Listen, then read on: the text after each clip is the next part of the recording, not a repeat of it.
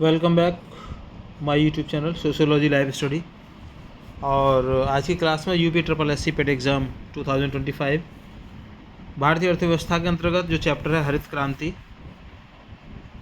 उसको डिस्कस करेंगे और साथ ही जानेंगे कि कौन से इम्पोर्टेंट क्वेश्चंस हैं इस चैप्टर से। तो पूरा साहित्य और जो क्वेश्चंस हैं वो बेस्ड हैं एनसीईआरटी पर। तो क्या है हरित क्रांति? हरित क्रांति एक कृषि सुधार आंदोलन था जिसका उद्देश्य था खाद्य उत्पादन बढ़ाना और कृषि को आधुनिक बनाना। प्रिय विद्यार्थियों, आप जानते होंगे कि आज़ादी से पहले का अगर हम भारत को देखें तो हमारे देश में भुखमरी की घटनाएं आम घटनाओं में शामिल थीं। और हरित क्रांति ये कहा जाए पंडित जवाहरलाल नेहरू की दूरदर्शिता की जो सोच थी उसका ही एक परिणाम था। और ये भारत में 1960 के दशक में शुरू हुआ था हरित क्रांति। मुख्य व्यक्ति की अगर मैं बात करूं इसमें तो डॉक्टर एम.एस. स्वामीनाथन का नाम इसमें आता है। इनको भारत में हरित क्रांति के जनक के रूप में जाना जाता है और नॉर्मन बोरलॉग के लिए विश्व हरित क्रांति के जनक के रूप में जाना जाता है। तो ध्यान रखिए, इंपॉर्टेंट क्वेश्चन जो होते हैं ना वो इस तरीके से पूछे जाते हैं। हरित क्रांति की मुख्य विशेषताओं की अगर हम बात करें तो इसमें एक शब्द आता है HYV, जो बीज के बारे में। तो HYV बीज का मतलब होता है हाई यील्डिंग वैरायटी। और रासायनिक उर्वरकों और कीटनाशकों का इसमें प्रयोग शामिल किया गया। अर्थात ज़्यादा अगर आपको उत्पादन लेना है तो आपको रासायनिक उर्वरकों और कीटनाशकों का प्रयोग करना पड़ेगा। तीसरा इसमें था कि सिंचाई सुविधाओं का विस्तार किया गया। इसमें सरकारी नलकूप लगाने की योजनाएं आई, नई नई जो सिंचाई के साधन थे उसमें नदियों से जो नहीं होती है नहर, वो निकाली गई। यंत्रीकरण और ट्रैक्टरों का प्रयोग इसमें बढ़ाया गया। नकदी फसलों से दूरी और खाद्यान्न फसलों पर खास जोर दिया गया। जो प्रभावित क्षेत्र थे उसमें पंजाब, हरियाणा, पश्चिम उत्तर प्रदेश, और इन क्षेत्रों में क्या हुआ, गेहूं और धान का अधिक उत्पादन हुआ। हरित क्रांति का जो लाभ है उसमें आप देखेंगे तो खाद्यान्न उत्पादन में वृद्धि हुई, भुखमरी में कमी आई और कृषि क्षेत्र में आत्मनिर्भरता हासिल हुई। और नुकसान की अगर हम बात करें तो इसमें क्या हुआ, क्षेत्रीय असमानता, भूमिहीन किसानों को इसमें कोई लाभ नहीं हुआ। जलवायु और मृदा पर बुरा प्रभाव पड़ा क्योंकि इसमें कीटनाशकों का प्रयोग इसमें किया गया।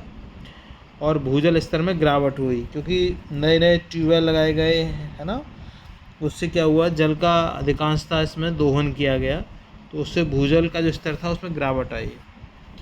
अब देखते हैं कौन से इंपॉर्टेंट क्वेश्चन है। पहला प्रश्न है इसमें कि भारत में हरित क्रांति की शुरुआत कब हुई थी? तो सही आंसर है इसका ऑप्शन बी, 1965 में।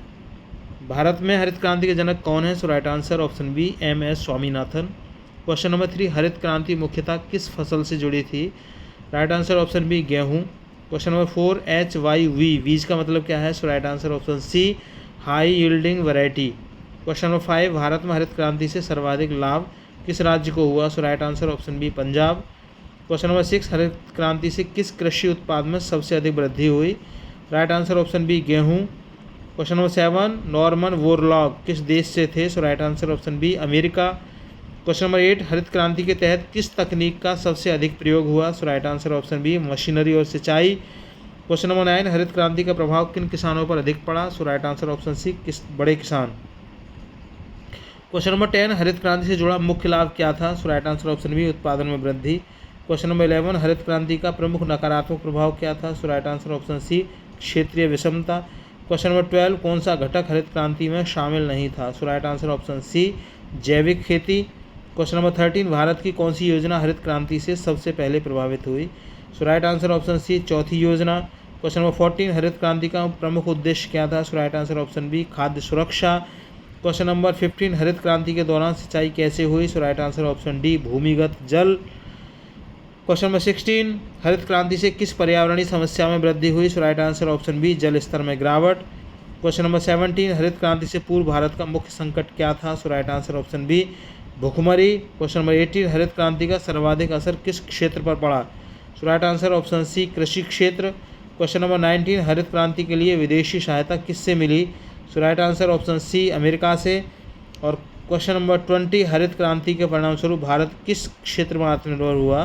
सो राइट आंसर ऑप्शन बी, खाद्यान्न उत्पादन।